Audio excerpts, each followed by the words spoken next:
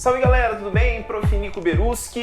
Vamos para mais uma aula de Matemática 2. Antes da gente começar essa aula que vai abordar grandezas proporcionais, só para você se situar e se organizar, para alunos de turma extensivo, turma média ou terceirão, a gente inicia nessa aula o nosso livro 2 do seu material do poliedro, beleza? Lá no capítulo 6. Se você é aluno da turma de semi, assim como foi comentado lá na aula de porcentagem, que era a aula 4, a gente ainda tem um pouquinho dessa aula na sua primeira apostila ainda, que trata esse tópico, beleza? Então se situa no seu material e vamos lá para a nossa aula. Bom, essa é uma aula muito importante, até pela sequência mesmo, já que logo vamos estar trabalhando com regras de 3 simples, compostas e tal, e a gente precisa ter um bom entendimento desse relacionamento entre grandezas proporcionais. Para chegar na proporcionalidade, primeiro, preciso entender o que é uma grandeza. A gente vai definir a grandeza de uma maneira bem simplesinha. Assim, ó.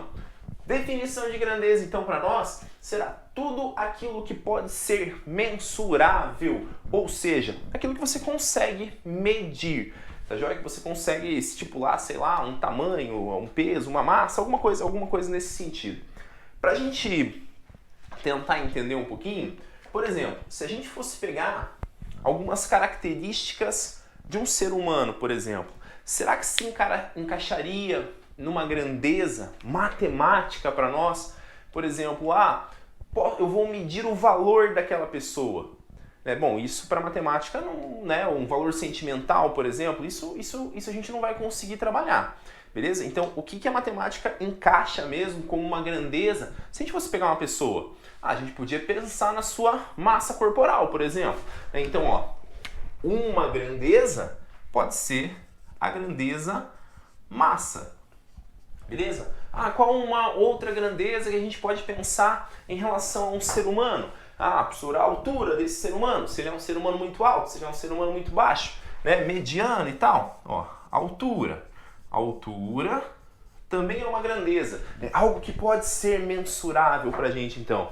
Sei lá, vamos pensar num outro exemplo mais aleatório ainda no ser humano. Frequência cardíaca, não sei. Vamos colocar esse exemplo, ó. Frequência cardíaca.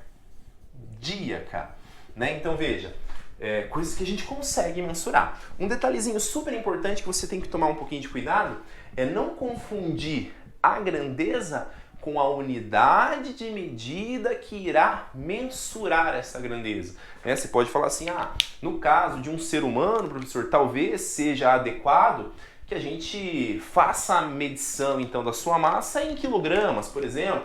Então aí eu tiro a minha respectiva unidade de medida, que é o quilograma. Mas sei lá, às vezes você quer medir em grama, quer medir em tonelada, não sei, tá joia? Mas assim, ó, a grandeza é a massa. Aqui seria para nós a unidade de medida.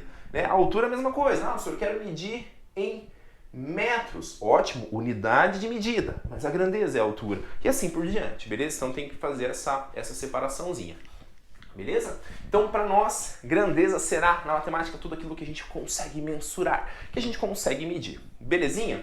E aí a gente vai unir essa ideia de grandeza com a razão entre essas grandezas. Por quê? Porque se a gente faz uma razão, ou seja, uma divisão entre dois valores, a gente pode chegar e criar uma proporção.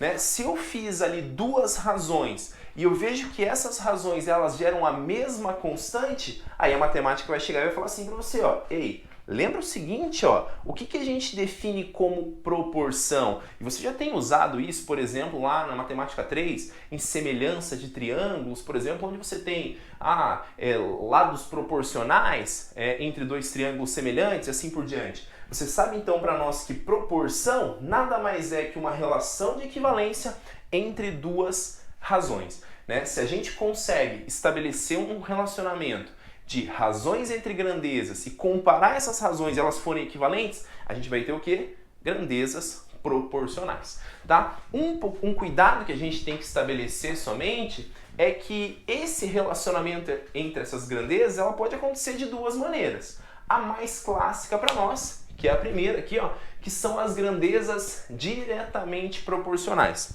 Basicamente, para a gente pensar assim de uma maneira bem simples, que auxilia a gente daqui a pouco, né? Mais para frente, nas regras de 3. Você vai estar com duas grandezas proporcionais e normalmente você vai ter que estabelecer uma linha de raciocínio que seria o quê?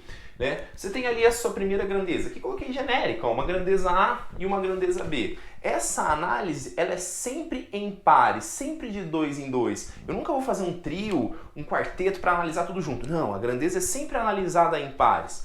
Né? E aí você tem aquela ideia do que? Para que elas sejam diretamente proporcionais, quando você olhar a grandeza A, por exemplo, aumentando, você nota assim, o valor daquela grandeza A está aumentando. Por exemplo, não sei, vou chutar uma ideia.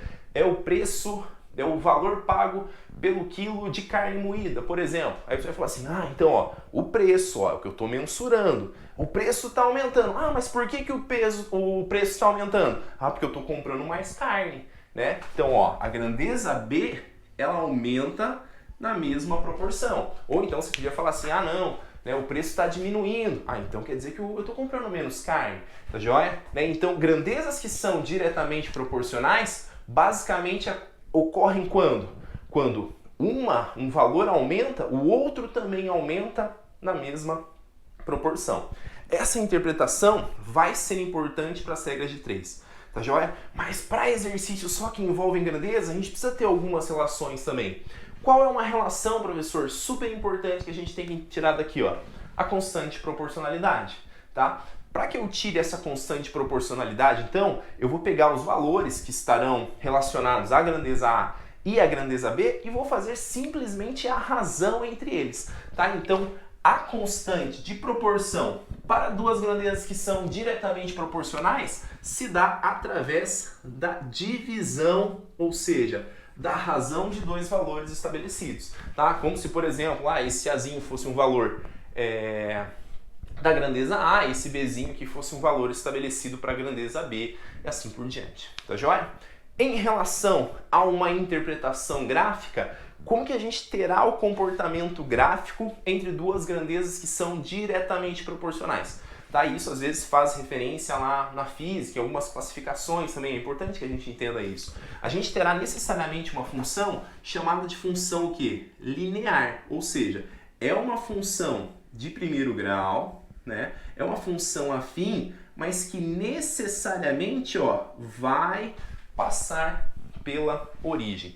Tá? Então, o gráfico que relaciona duas grandezas que são diretamente proporcionais é sim uma reta aqui para nós, estabelecida através de uma função linear, ou seja, se você lembrar de matemática 1, f de x igual a ax, né? O b seria zero nesse caso. Então, super importante, beleza? Para ser diretamente proporcional, se um valor aumenta, o outro também aumenta na mesma proporção. Ou então, se um diminui, o outro também diminui. Entenda o seguinte, você não precisa ficar atento aos valores estabelecidos na questão, e sim só o relacionamento entre grandezas. Tá? Se eu falo para você assim, pegando em relação a um carro e o seu consumo de combustível, e eu falo para você, viu, será que se eu andar mais, a uma velocidade constante, tá joia? Mais tempo com esse carro, eu vou consumir mais ou menos combustível? Pô, professor, você vai consumir mais combustível. Veja, eu não preciso falar para você quanto foi o tempo, quanto foi a distância. É simplesmente uma relação lógica, tá joia? Então, essa é a interpretação importante. Elas são diretamente proporcionais pela relação entre elas, tá joia? Agora, a gente pode ter também duas grandezas que se relacionam de maneira o quê? Inversamente proporcionais. Né? Exemplos clássicos do tipo, professor, na mesma ideia do carro, o que acontece normalmente numa viagem que tem uma distância previamente estabelecida se você aumenta a sua velocidade e pensa no tempo? Professor, se eu aumento a minha velocidade, o meu tempo de viagem diminui. Ou então, se eu diminuo a minha velocidade, o meu tempo de viagem ele aumenta, né? E aumenta na mesma proporção? Não, numa proporção inversa, tá joia? Né? Você dobrou a sua velocidade, o que vai acontecer com o seu tempo? O meu tempo vai cair pela metade, professor. Né? Então, grandezas que são consideradas para nós e classificadas como inversamente proporcionais trabalham de maneira que, enquanto uma grandeza ela aumenta, a outra diminui na mesma proporção. Também interpretação super importante para quê? Para a classificação de regra de 3 mais para frente. Guarda essa ideia, guarda essa interpretação. Mas pensando nos exercícios que são específicos sobre grandezas, que não estão envolvendo regra de 3 ainda, beleza? Preciso enxergar essa constante proporcionalidade, tá?